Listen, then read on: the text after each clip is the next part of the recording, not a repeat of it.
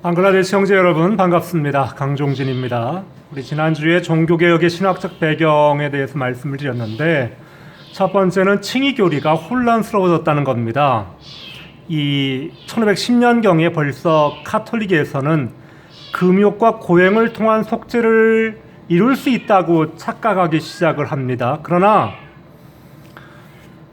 루터는 이게 불가능하다고 생각한 거죠. 주님 또다시 넘어집니다. 수도 없이 넘어집니다.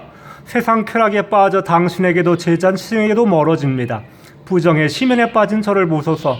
금욕과 고행으로는 우리가 속죄를 이룰 수 없다라고 하는 사실을 루터는 깨닫습니다.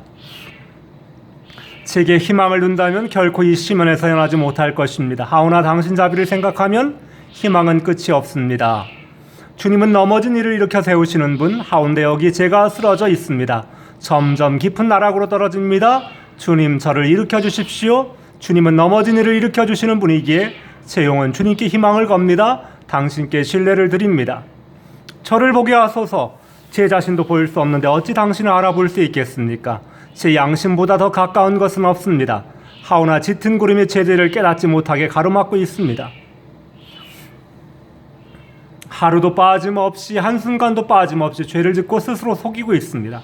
보이지 않게 죄를 짓는 그 순간에도 제가 무엇을 하는지 모릅니다. 너무나 다 자주 당신이 명하신 것을 잊고 당신이 금하신 법을 행합니다. 온갖 방법으로 당신의 계명을 어기면서도 그 계명을 저버렸음을 깨닫지 못합니다. 어쩌다 죄 지었음을 깨달았다 해도 금세 잊어버리고 맙니다. 제가 부족하다는 것을 모르는데 어찌 당신께 고백할 수 있으며 어찌 알아들을 수 있겠습니까? 주님 당신께 청하오니 제 죄를 깨닫도록 하시고 저를 보게 하소서. 이게 바로 루터의 고백이었습니다.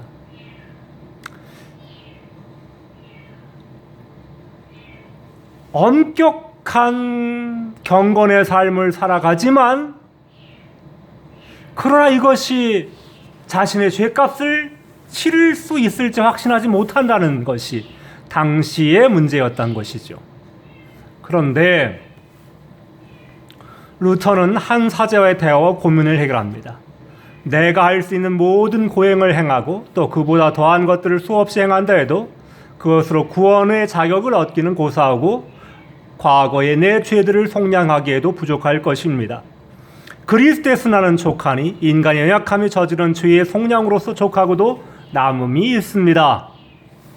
이런 생각을 통해 나는 큰 두려움과 고통으로부터나 행복에 이르렀습니다. 나는 나에 대한 사랑 때문에 십자가 위에서 그의 팔을 벌리고 그 가슴을 열어 자신의 마음을 보여주신 가장 위대한 이 은인께 나의 온 마음을 두기 시작했습니다. 그리하여 세상을 떠나 죄를 속량하기 위해 고행을 감당할 용기가 없었던 이 가련한 사람은 그에게로 몸을 돌려 죄 없으신 그분께서 우리를 위해 행하신 속죄에 참여할 수 있도록 해 주시기를 간구하였습니다. 그는 속히 나를 받아주셨고 그의 아버지께 내가 진 빚 혼자 힘으로 갚을 수 없는 그 빚을 완전히 탕감해 주도록 하셨습니다. 그러니 내 빚을 갚아주실 분이 계신데 설령 나 자신이 스스로 빚을 갚지 못한다 해도 세상 한가운데서 마음 편히 잘 수가 없겠습니까? 그렇지 않습니다. 나는 일생을 은둔지에서 보낸 사람처럼 평온히 자고 깰 것입니다. 이게 바로 루터의 깨달음이었던 것이죠.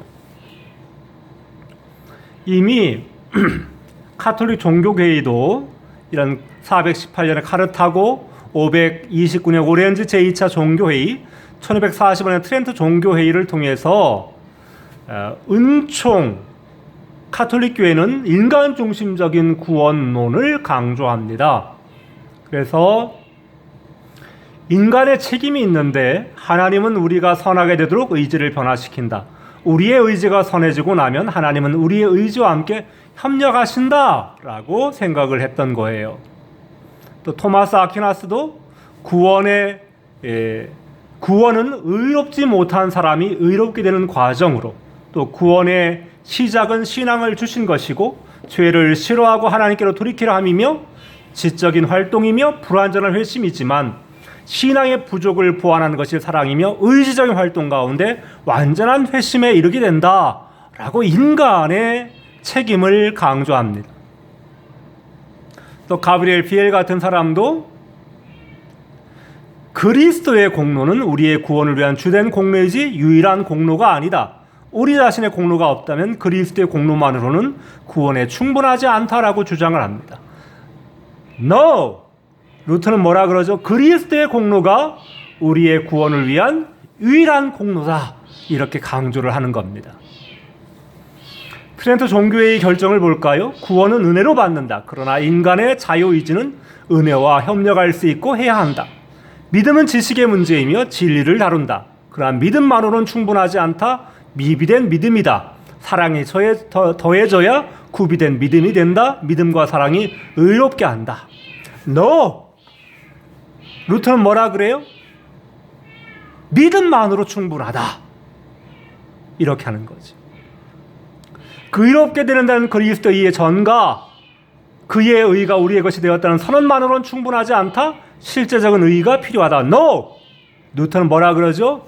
그리스도의 의의 전가만으로, 그리스도의 의가 우리 것이 되었다는 선언만으로 충분하다. 이게 바로 루터의 주장인 거예요. 다시 나중에 다시 공부하겠습니다.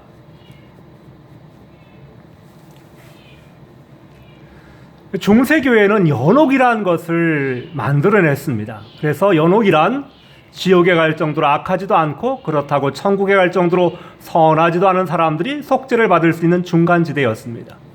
이렇게 해서 사기를 올려주어서 너무 태평스럽게 되면 연옥의 온도를 높여놓았고 다시 이 공포는 면제를 통해 누그러지는 시기였습니다. 또 중세교회는 7성례, 교회를 통한 성례를 받는 것이 신앙생활의 핵심이었습니다. 세례, 미사, 견신, 고해, 임직, 종유, 혼례 7가지의 7성례를 받음으로 이게 신앙생활이 되는 거라고 생각을 했지요. 또 중세교회는 성자, 성인 숭배가 있었고 성자 숭배가 있었어요. 하나님을 예배하지만 또 마리아를 숭배하고 성자들을 숭배하고 악마와 위험으로부터 구해주기를 구하며 성자, 성인, 세인츠 이들에게 기도를 하는 거였습니다. 또 성자의 최상위에는 성모 마리아가 있어서 마리아를 신의 어머니로 확정하여 섬기고 그리스도에 의해 신에게 가까이 갈 수 있는 중보자로 마리아가 격상이 되었습니다. 또 성물을 숭배했는데 십자가 사형제 사용한 못과 채찍, 그리스도가 찔린 창, 최후의 만찬에 사용된 잔, 그리스도가 입었던 성이, 아기 예수의 포대기, 마구간에서 나온 집단, 성모 마리아의 머리카락 등 이런 것들을 성물이라고 숭배했지만 이것들은 다 가짜였던 것입니다.